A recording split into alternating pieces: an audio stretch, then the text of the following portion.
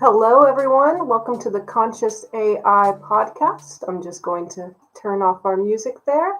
Welcome to the Conscious AI podcast. My name is Chris Copeland, and today we're going to explore the profound and evolving relationship between artificial intelligence and the human marketplace. ChatGPT is actually your host for today. I am your co-host, and in today's episode, we'll delve into the fascinating realm of AI's influence on our modern and future economy. As AI continues to advance, it's reshaping industries, redefining job roles, and presenting both challenges and opportunities. So join us as we navigate this transformative landscape, discussing the ways in which AI is revolutionizing work, businesses, and the very nature of employment in the modern age. Let's embark on this exploration of AI's impact on the human marketplace. Together, we'll uncover the possibilities, ponder the ethical implications, and envision a future where humans and machine collaborate in unprecedented ways. And ChatGPT also wrote that intro. So I'm going to go ahead and share my screen here with ChatGPT. And we're going to, yes, there we go. Now we've got it going. The reason that we're doing this show live is so that we can get a bit more interaction with you, the audience. If there are questions you want to ask GPT, we're happy to do that today. We'll plug those in here and see what GPT comes up with. I'll also advise on how to modify your prompt to get the information you really want from GPT, and to slowly tweak that prompt until it works for you. I've prepared this one today in advance simply because I don't know if you've been on ChatGPT in the last couple of days, you will have noticed it's a bit slow for some reason. We're still not really sure why. I've been checking the systems reports that it sends over, and it does look like there was a huge spike in it being down yesterday. So that may be contributing to the slowness as it comes back up from yesterday and today. So I've asked the questions in advance for GPT and gotten the answers for those. Now, our first question that we'll cover today is, what are some key ways that AI is currently, right now, influencing the job market and the economy? GPT's response says, AI is having a profound impact on the job market and the economy in several ways. First, the automation of routine tasks. AI-powered robots and software are increasingly taking over repetitive and routine tasks in industries like manufacturing, logistics, and customer service. Some of you may have even gone to order some fast food, and the person taking your order was not a human, but actually an AI. This can lead to increased efficiency and reduced labor costs, but it also results in job displacement for workers in these sectors. And so far, at least here in Europe, we think that about 80,000 jobs have been lost to AI, mostly for routine tasks. It can also enhance productivity. So AI tools and applications are helping businesses streamline their operations. And this is something that we use a lot in Speak Your Own Book. We have GPT help us make data-driven decisions and optimize our supply chain. So we're able to produce better quality content, at least as fast as a human can, or in some cases faster. So this improved productivity can lead to economic growth. It certainly has for us. We've doubled our business since we started incorporating AI into our writing. And I'll explain a bit more later on how we do that.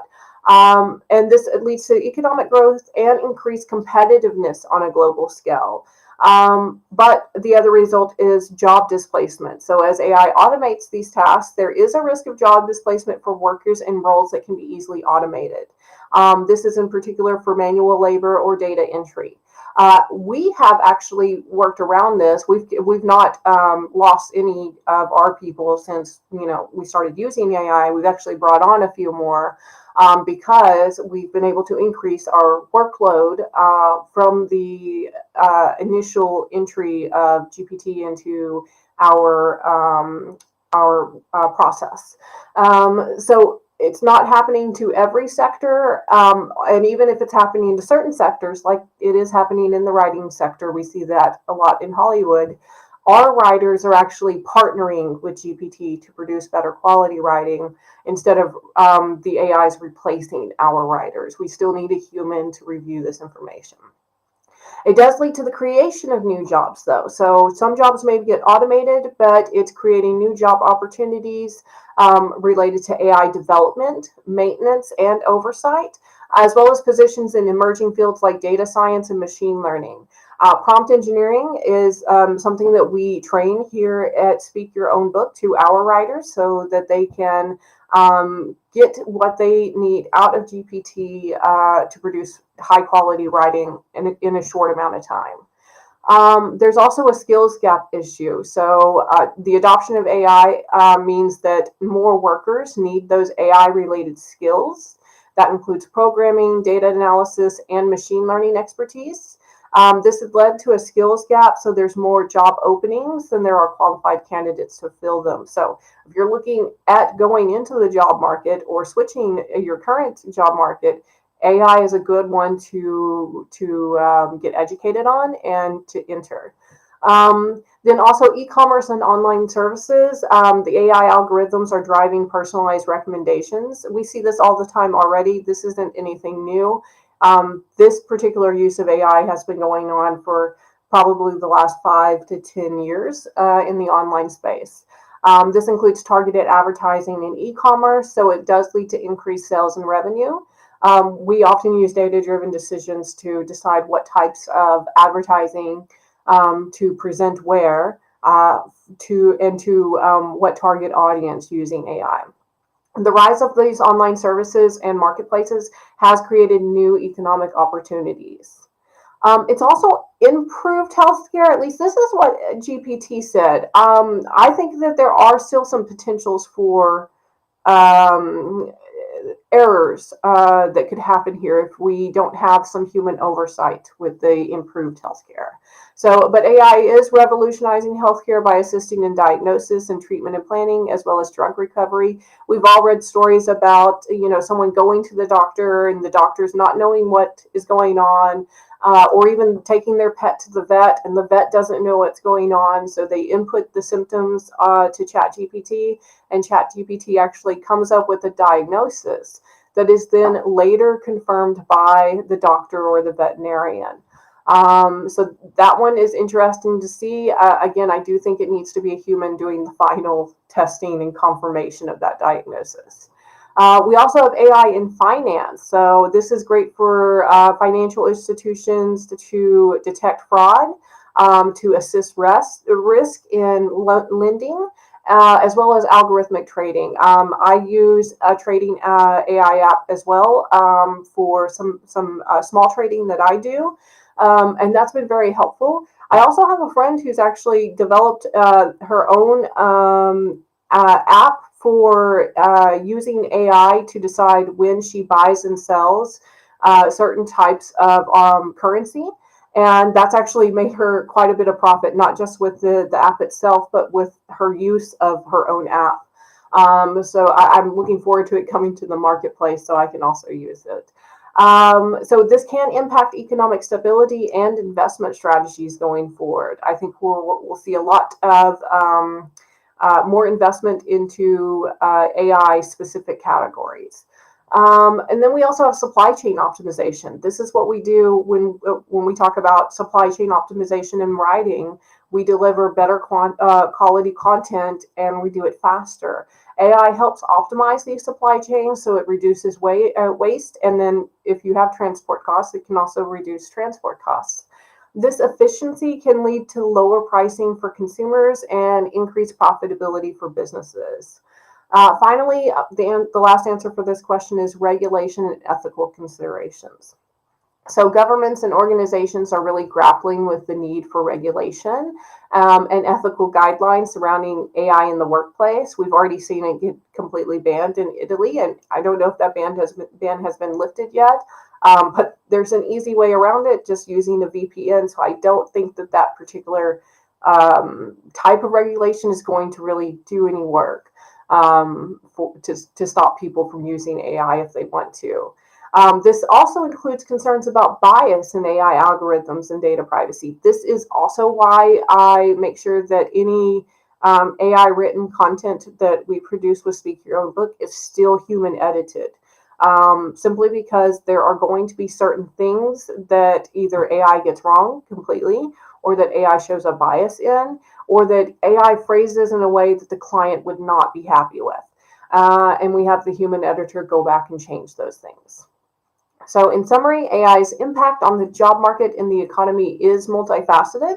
It brings a lot of opportunities for efficiency and growth, but it also presents a lot of challenges related to job displacement and training a new skill in the workforce. So we have to balance these factors, and this will be crucial for navigating the evolving landscape of AI in the workplace and the broader economy. I'm just going to check our chat real quick here. Hi, Ed. Thank you for joining in today. Good morning to you as well.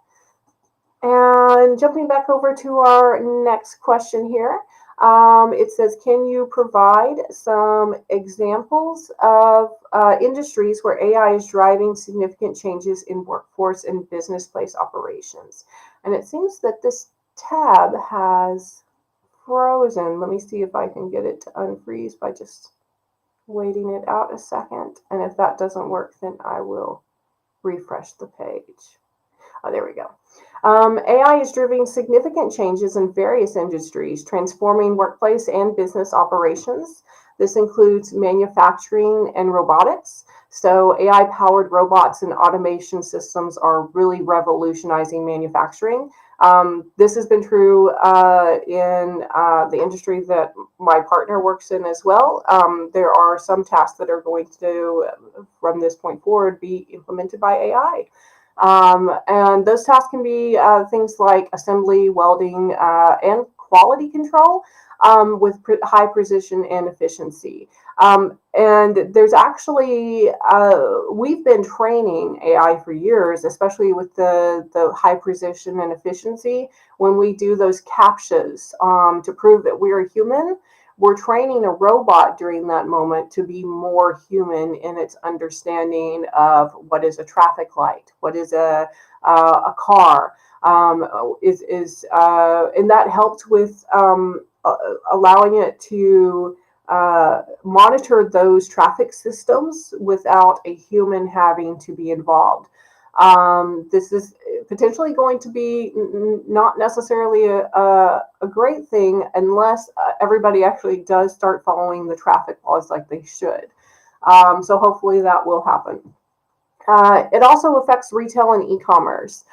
So this is for inventory management, demand forecasting, and personalized recommendations.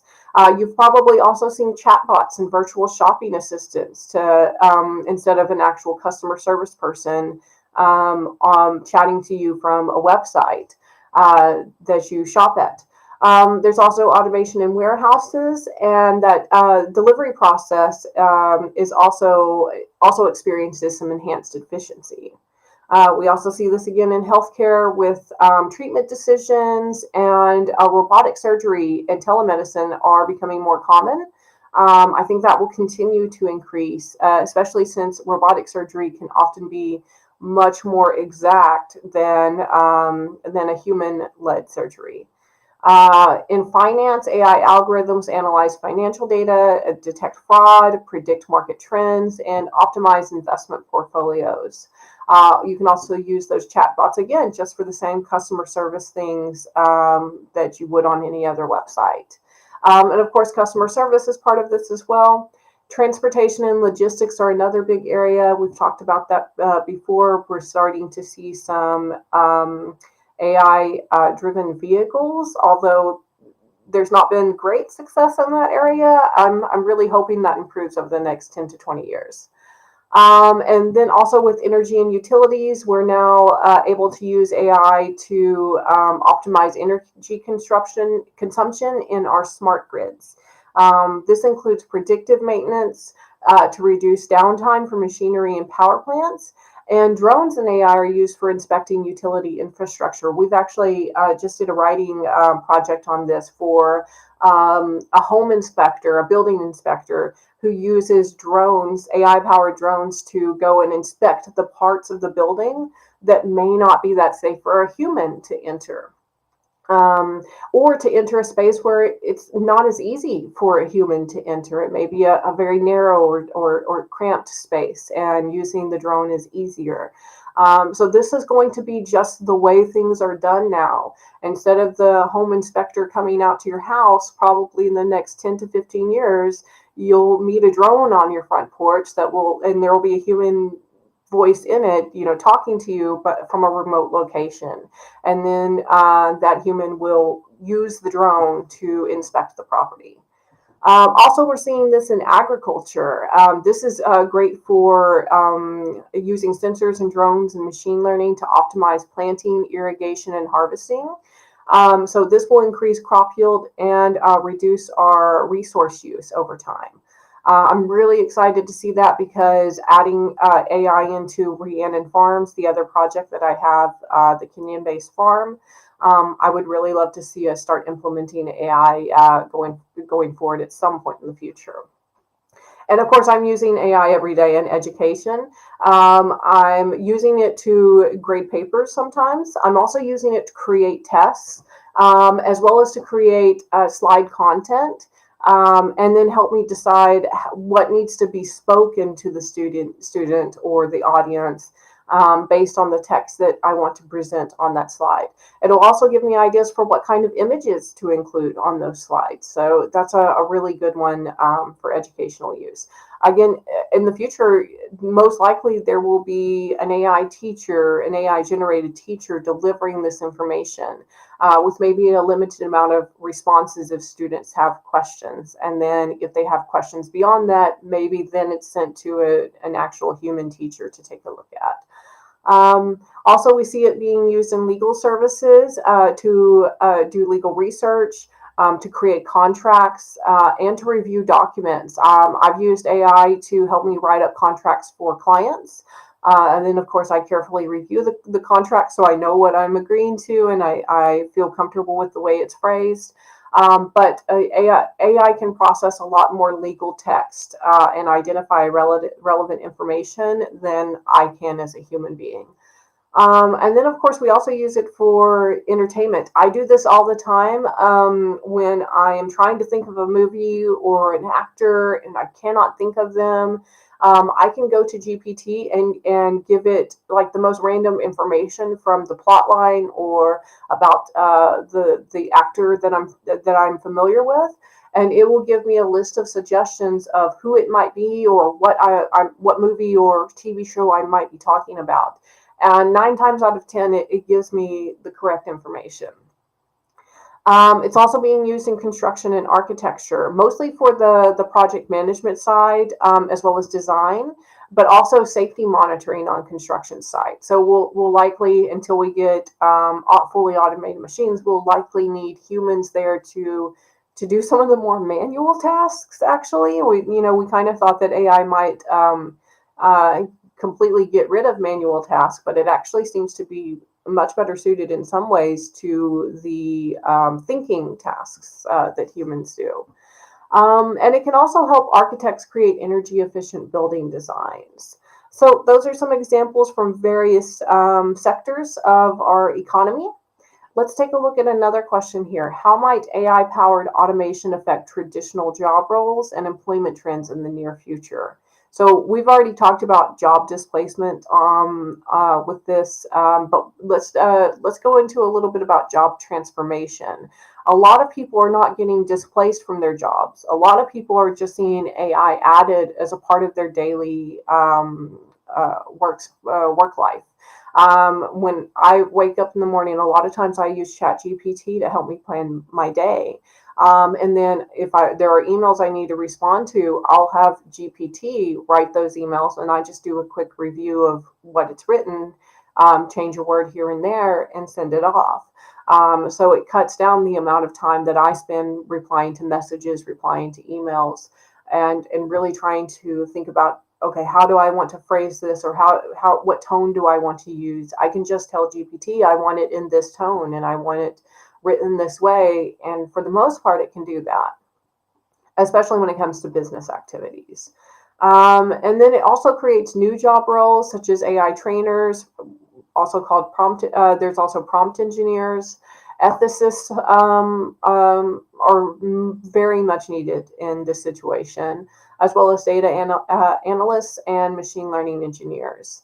We also see that skills shift mentioned here again, where workers must start learning how to use AI. And this is something that I say over and over and over again. And you can take it with any job category. I'm going to use writers since that's my primary category.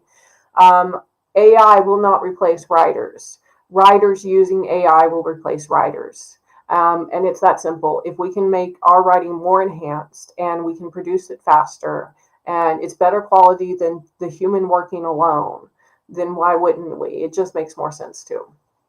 We also use it to enhance our productivity, to personalize services. And it's expected to do some economic growth. My worry is that if AI is only being used by big corporations, it means economic growth for the already wealthy elite. So what I would love to see is small businesses or self-employed people starting to use AI to improve their company's efficiency, to drive innovation, to create marketing campaigns. I would love to see more, especially pagan business owners, using AI. There are going to be some challenges for certain industries, especially those that rely on manual labor, as more machines get built to replace that manual labor. So we're going to have to rethink, a lot of us are going to have to rethink the way we earn a living in this economy going forward. Of course, there are going to be ethical considerations. It mentions here avoiding bias and ensuring fairness. But these are with employment decisions. My recommendation is you may be able to use AI to do a little bit with screening for employment, maybe creating like tests for potential employees to take as part of the onboarding or training for them. But whatever bias is written into the AI will carry over into who they decide to hire and promote. So I would say if you're using AI in that way, track your data and see if it's being fair.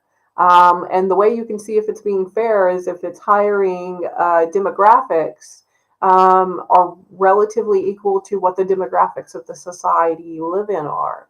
Are you keeping up with what society does? If 16% of the population is African American, do you have a 16% African American workforce? That's a really quick and easy way to make sure that you're being ethical in that regard. There's also use in government and education. This is where it kind of gets really scary, though, because the governments and currently are using in Ukraine AI to kill people. And how, there's a lot of ethical issues around, do we use this as a weapon of destruction, or do we use this to share our resources more equally? And I think you'll see both of that going forward. You will see it being used for destructive purposes as well as constructive purposes. Well, we also see this in remote work. Of course, all of my people are remote workers, and they use the technology every single day, not just ChatGPT, but also Blue Willow AI, and a few other tools that we have for creating content. Of course, regulation is going to be have a big impact on this, but since there's not been much in the way of internet regulation since the internet came out, I'm not sure that governments are really going to be able to regulate this the way that it really needs to be regulated. And whether you like that situation or you hate that situation, it is just the truth of the situation. So let's talk about where AI is creating job opportunities for people. We're going to see that in machine learning engineers and data scientists and AI researchers. Of course, again, with the ethicists and the compliance specialists. Also, product managers to see the development and implementation of AI-based products and services. I use this all the time when I'm creating online content. I will use AI to generate the outline for it, and then piece by piece go through and plan that, usually with ChatGPT helping me. We'll also see this with AI maintenance technicians and support specialists. So that's another thing. We'll see this in data analytics with engineers and analysts. And then there's natural language processing specialists. So natural language processing specialists, these are people who understand how these machines learn and how they translate languages from all different kinds of languages, and not just human languages, but also computer languages. And then there's going to be computer vision engineers. So these engineers develop systems for image and video analysis. So that includes facial recognition as well as autonomous vehicles. This is also heavily biased. We see this all the time. So that's another pitfall of AI that we need to be aware of. And then we also use this with sales and marketing. I use AI to plan a lot of our marketing campaigns. I also use it to automate some sales processes on our website. So that's another thing it's used for. AI is also used in cybersecurity. This isn't really as much of a threat in my world because we don't keep people's financial information on record. We use third-party servers that have top security, cybersecurity, so that we don't have to deal with that. So that way your information stays safe if you purchase books from us or if you hire us for your services. Again, we're going to see that in healthcare, not just in the diagnosis part, but also in medical imaging. And we've seen this recently with drug discovery. It's able to process 1 million different compounds a day to see which might be good ones to check out further. And then it can run simulations to see how those chemicals might affect the human body before we actually give it to humans. So an extra step of safety there to protect human patients. And of course, we use it in AI and training. I make AI related courses a lot, and I'm working on a full course now for how to use ChatGPT in the workplace. Finally, government policy. We're going to need AI policy analysts as well to determine what laws can be put in place, what will work, and what's not likely to work or not likely to pass through the government legislative bodies. There's lots of different skills that can be used in the AI landscape. So that includes programming languages, machine learning and deep learning, data analysis and data visualization, knowledge of cloud computing, expertise in statistics and probability, strong problem solving and critical thinking abilities. This is one where I've leveled up quite a bit in that particular area. The rest I don't have nearly as much information on personally. Also, understanding of ethics and responsible AI practices. I think anyone who is responsibly using AI should understand the ethics, or at least be aware of, some of the material that you're using or some of the material that it's trained on has probably come from a copyrighted source. And are you comfortable with that? And, how are you changing just the AI produced material to really make it your own? And then domain specific knowledge. So whatever area, in my area, it would be marketing and writing. But adaptability and a willingness to learn new skills, that's really what you need in today's job market so that you can continue being employable and surviving and thriving financially in this new landscape that we have. So those were the questions that GPT wanted me to ask and present information on for this particular episode. But I want to dive into specifically what pagans can do with AI. So I asked it this question: what can pagans do to incorporate AI into their work, both as pagans and in the broader secular workforce. And what can pagans do to become more self sufficient and less reliant on the current marketplace and economy for financial support? So, if you're incorporating AI into your work, and whether that's as a pagan or in your secular job, it can really benefit you in a lot of ways. Some steps that pagans can take to embrace AI and become more self-sufficient are learn AI skills, at least how to just prompt it, how to feed it information, so that it can give you back the information available. There are some free online materials available through YouTube, and of course, the Speak Your Own Book, ChatGPT course should be available probably by the end of this year, beginning of 2024. Also, you can use AI for spiritual practices. This may be something where you're incorporating an AI entity into a ritual.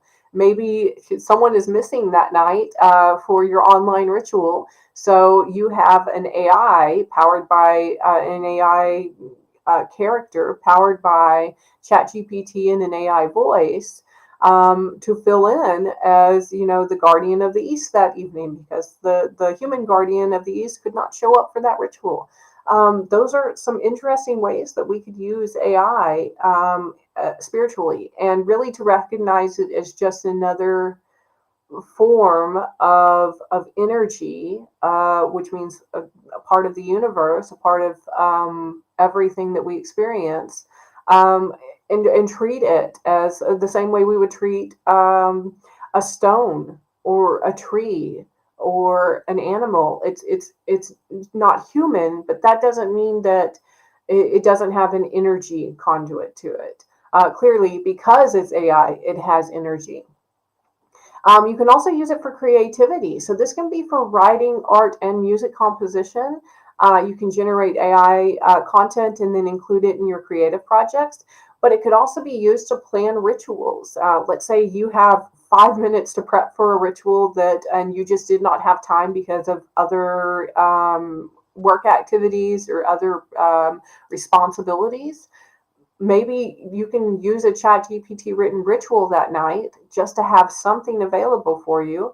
And then afterwards, maybe you say, hey, parts of that ritual were really good. I think I'm going to play around with it a little more and write more rituals with GPT. Of course, we can use AI in agriculture and homesteading, which are obviously two areas very important to a lot of pagans. If you embrace these AI-driven technologies for sustainable farming and homesteading, that can help you optimize your crop yields as well as your animal care. Let's say you've got a sick bunny and you don't know why it's sick, but these are, it's got symptoms 1, 2, and 3, and it's a weekend and you can't get up to the veterinarian to find out what's going on. Well, maybe you plug those into GPT and get at least some kind of home care remedies or home care recommendations until you're able to get to the vet. It could be useful for those kinds of things. And of course, you can use AI to participate in or create online communities. Pagan World is quite AI driven, both through some of the streaming services that we use, as well as some of the content that we create. So you can also help with that. Create your own AI pagan content and then add it to Pagan World. We would love to see that. That community is growing. We've just topped over 1,000 registered users of the site, and it's continuing to grow from there. It's really exciting to see everyone adding their business on there, their service that they offer. All of those things will really help us to grow our pagan community. And become more resilient during these really difficult times that we're facing as a species. You can also use AI to teach AI ethics. Who better to resolve these issues than AI itself, by asking it how it should be used responsibly or how it should be treated, what rights it might should be embodied with. And this can be used in pagan communities to ensure that our own ethical actions or our own actions are ethical. Let's say you're considering all the different possible outcomes of an action that you could take. What harm could it cause? And you want to be aware of that. You might type your question into GPT and say, what ethical consideration should I keep in mind if I go forward with this decision? And it can, help you reflect before you act. So that's another way that pagans can use it. You can also use it to develop self-sufficiency skills. AI has taught me a lot of things in the past year that I have then gone on to create classes for. I had to figure out some of that information quite quickly, and AI is great for generating that information because it has a lot of training data on those skills. You can also use it for local and sustainable living. So when you're buying from locals farmers markets or using renewable energy sources, those are sustainable practices that support your local community. And then as far as another way to become self-sufficient, I think this one's a really big one that pagans need to really be practicing as much as possible within our network. Barter and trade. As we become more and more reliant as a society, not just a pagan society, but as a global society, on AI, that does mean that there may be less financial support coming from that economy. We may not be able to rely as much on a paycheck. Instead, we might turn to the way our grandparents used to do things and go to the neighbor and say, I will trade you a cup of sugar for 2 eggs. And in the pagan community, that can be done in a lot of different ways. Let's say there is a pagan doctor. The doctor could treat someone in the community who is a mechanic, and then the mechanic fixes the doctor's car, does a tune-up. This can be done in a much broader sense as well. If we, and this is something that pagan world might eventually extend into, which is creating a volunteer time bank within the pagan community where people can log hours that they have devoted towards community service. And then they can receive in return community service hours from other pagans who are participating in that program. This could be a great way that, maybe the mechanic doesn't work on the doctor's car, but he works on the gardener's lawnmower. And that gardener then mows the lawn of the doctor. There are different ways that we can trade our human time or the things that we produce as humans without having to exchange money. And the more we can get off of the secular systems of money exchange, the better prepared we will be for creating our own internalized economies. You can also use this with community building. So this means that you're strengthening the community bonds and creating that network for mutual support and resource sharing. This will really help us survive the changes coming forward, especially with climate change going on and with the financial difficulties that we see around the world. In pagan world is a great place to do that. Like I said, we're 1,000 strong now. I would love to see that number get to 10,000 by the end of the year, and really show that pagans are coming together. We're setting aside our differences and we're working towards our common goals of creating a strong and healthy pagan community. Financial independence is another thing that really needs to be worked towards. So a lot of the jobs, and there are lots of pagans in those jobs, are going to be cut because they're done by corporations. So those are going to be cut in the next 5 to 10 to 15 years. And finding other ways to make income will be super important for pagans. You need to create your own audience, create your own clientele network, create your own online clientele network, and then find ways that you can serve them. And that can include freelance work, consulting, and starting small businesses, especially ones that are aligned with pagan values. I would much rather go to a pagan person for a specific service or a specific product that I need than I would for someone from another community. And maybe that's biased, but hey, those communities do the same thing. Christians often love to go to Christian places to receive their products and services. Pagans have the inclination as well as the right to do the same thing. We can come together and support each other. Also, invest in your own education, and that doesn't mean that you have to, go to corporate-backed universities that are going to charge you $50,000 a year to get a skill. You can learn these on your own. You can learn them through other pagans. You can learn them online. You can learn them through trial and error. There are lots of ways to get education and training for free or at a very low cost. Sure, it may not be a certification that's recognized by a major corporation, but it'll be recognized by pagans in the community.